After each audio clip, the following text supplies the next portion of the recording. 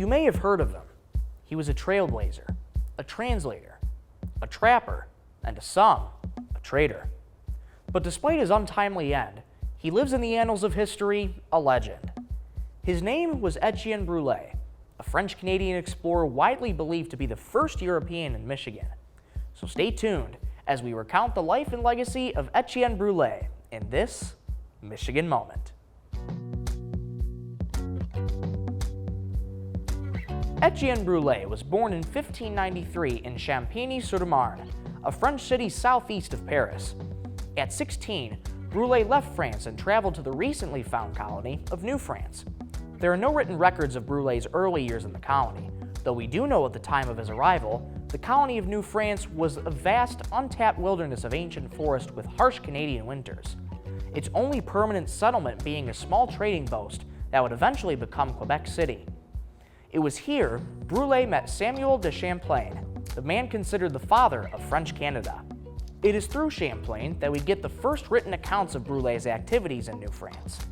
In 1610, Brulé informed Champlain he wanted to leave the colony to live amongst the Algonquin and learn their customs. Champlain supported Brulé's plans, though in return, Brulé was to learn the Huron language, explore the country, establish good relations with its peoples, and return in 1 year to report all he had learned. When Brulé returned, he was dressed in indigenous garb and a fluent Algonquin speaker. Having done all that was asked of him, Champlain requested he continue living amongst the indigenous people of New France, to which Brulé agreed. After this meeting, Brulé and Champlain would not be in contact again for 4 years. During this time, it's believed Brulé became the first European to traverse the Great Lakes. Upon seeing Champlain again in 1615, Brulé recalled traveling along the north shore of the Calm Sea, or today's Lake Huron, up to the rapids of Sault Ste. Marie and into Lake Superior. Sadly for us, Brulé never kept a written account during his adventures through the Great Lakes, though circumstantial evidence points to Brulé traveling to 4, possibly all 5 of the Great Lakes. Brulé continued acting as an agent and interpreter for the French, but by the late 1620s, his ties to Champlain and New France became thin.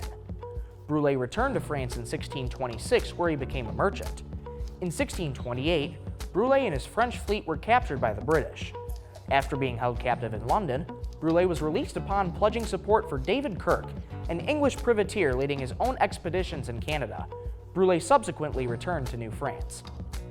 Upon his return, the colony of Quebec had fallen into dire straits. In the following year, Brulé received 100 Spanish gold coins to pilot some ships up the St. Lawrence River. Those ships belonged to none other than David Kirk. It is alleged on this voyage, Brulé described the desperate state of Quebec City. Later that year, Kirk and his forces attacked Quebec and took the colony for the English crown. In some of his final accounts, Champlain described Brulé as treasonous for doing business with the Kirks. Brulé continued to live amongst Canada's natives for the rest of his life, working as an interpreter for their dealings with French traders. There are multiple conflicting accounts of Brulé's death, the most common account being murder. In 1633, Brulé was captured in battle by Seneca Iroquois. After escaping to his home among the Hurons, he was again accused of treason. For this, the Huron killed Brulé, dismembered his body, and ate him. However, this account is widely considered a myth since there is no ethnographic evidence the Huron practiced cannibalism.